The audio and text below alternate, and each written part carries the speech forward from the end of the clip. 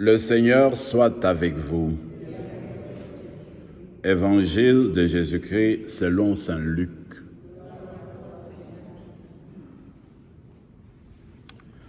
En ce temps-là, Jésus disait à ses disciples, « Imaginez que l'un de vous ait un ami et aille le trouver au milieu de la nuit pour lui demander, « Mon ami, prête-moi 3 pains, car un de mes amis est arrivé de voyage chez moi et je n'ai rien à lui offrir. » Et si, de l'intérieur, l'autre lui répond, « Ne viens pas m'importuner, la porte est déjà fermée. Mes enfants et moi, nous sommes couchés. Je ne puis pas me lever pour te donner quelque chose. » Eh bien, je vous le dis, même s'il ne se lève pas pour donner par amitié, il se lèvera à cause du sans-gêne de cet ami et il lui donnera tout ce qu'il lui demande. Moi, je vous dis, demandez, on vous donnera. Cherchez, vous trouverez. Frappez, on vous ouvrira. En effet, quiconque demande, reçoit. Qui cherche, trouve. À qui frappe, on ouvrira. Quel père parmi vous, quand son fils lui demande un poisson, lui donnera un serpent au lieu du poisson? Ou lui donnera un scorpion quand il lui demande un œuf? Si donc vous, qui êtes mauvais, vous savez donner de bonnes choses à vos enfants, combien plus le Père du ciel donnera-t-il l'Esprit Saint à ceux qui le lui demandent? Acclamons la parole de Dieu.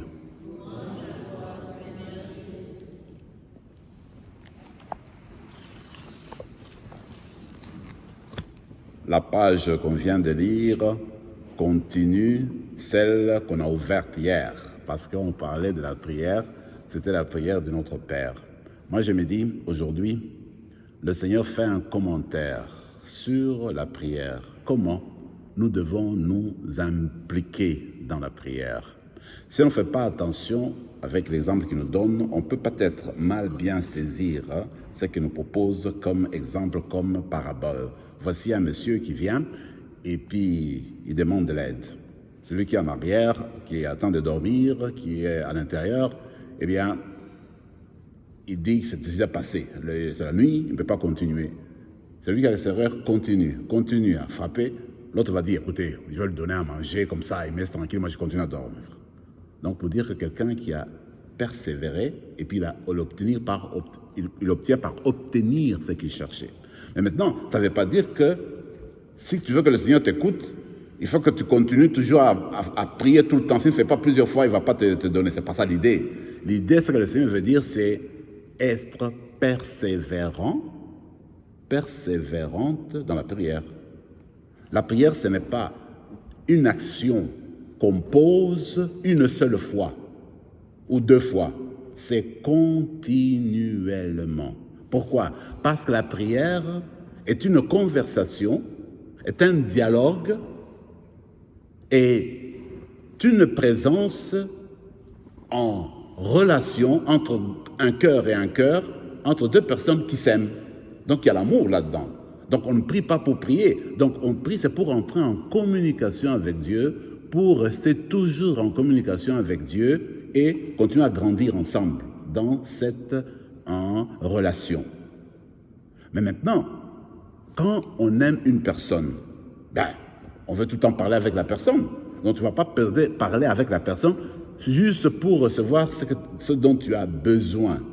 Alors, la prière est un acte d'amour.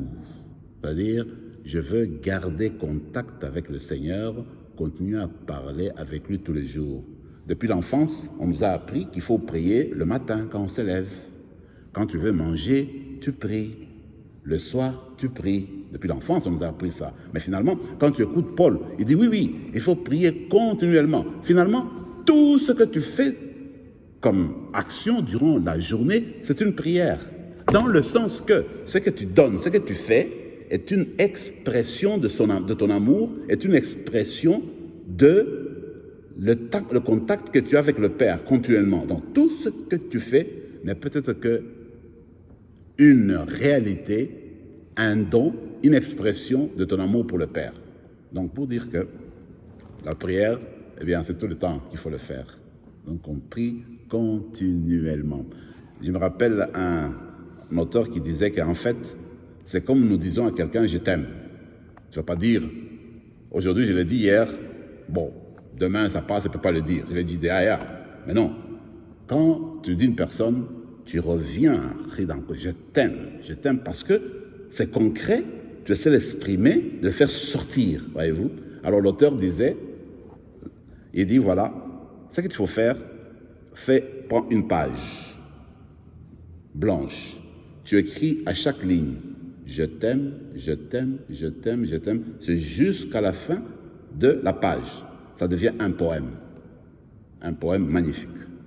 Alors c'est la manière qu'il faut prier avec Dieu. Tu prends ta page, tu écris tous les jours le matin, je t'aime Seigneur, je t'aime, je t'aime. Ça devient un poème. En fait, tu lui donnes un poème, un chant que tu lui donnes.